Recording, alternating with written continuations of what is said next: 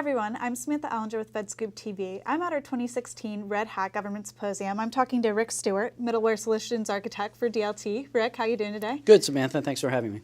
So my first question for you is kind of looking over this past year. What strides has open source really made in federal government over, I guess, the last administration in general? And then, what do you expect to see in the future? Terrific. Great question.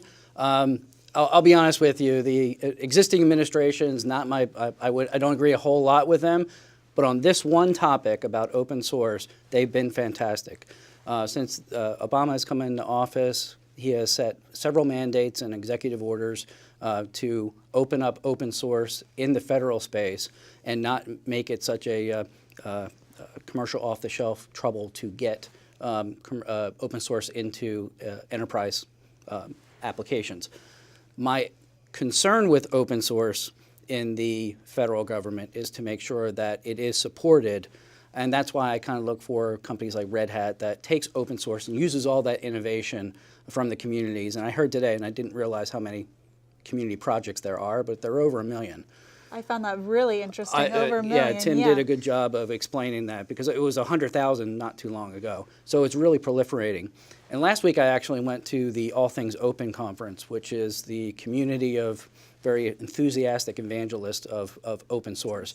And they are, again, enthusiastic and very, very smart people, and they are trying to start a culture of openness, not only just in open source, but in open information, open data, et cetera. So I think it's exponentially getting better. With 100,000 open source project going to 1 million, ATO, the conference itself doubled in terms of participants.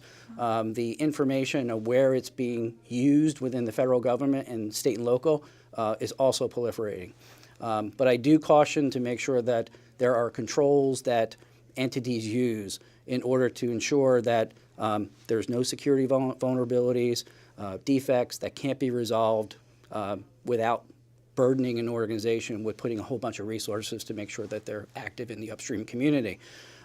So that's where another advantage of Red Hat is they are the active community upstream, and they do vet the appropriate solutions before they get pulled into their products. Awesome.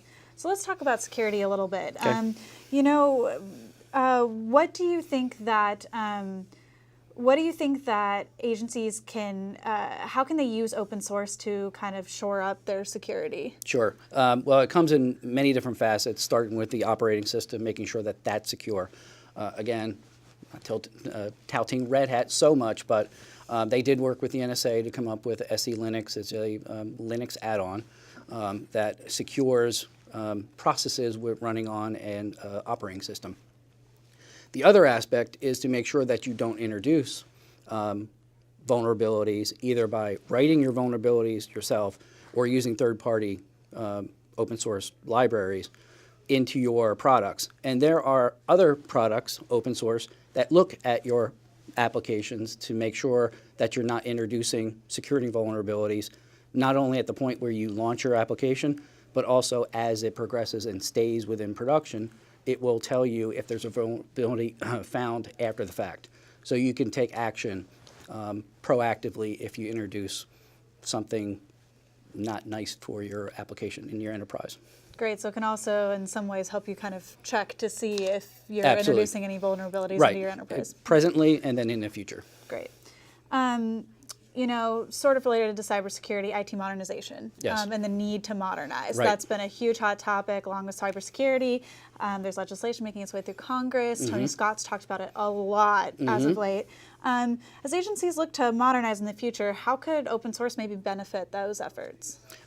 Because of the sheer nature of the innovation upstream. Like we said earlier, lots of different products and solutions that weren't there only 10 years ago that all of a sudden existed because people in the community found a need for either monitoring or deployment or orchestration, et cetera. So those open source communities are literally engineers that have the enthusiasm to share their knowledge and their skill sets to create and solve problems using open source that get eventually pulled into your enterprise, and you use them as your enterprise daily infrastructure. And that way it modernizes your ability to get better quality software out to your end users because you're using all these different products and solutions built by engineers for engineering problems. Great.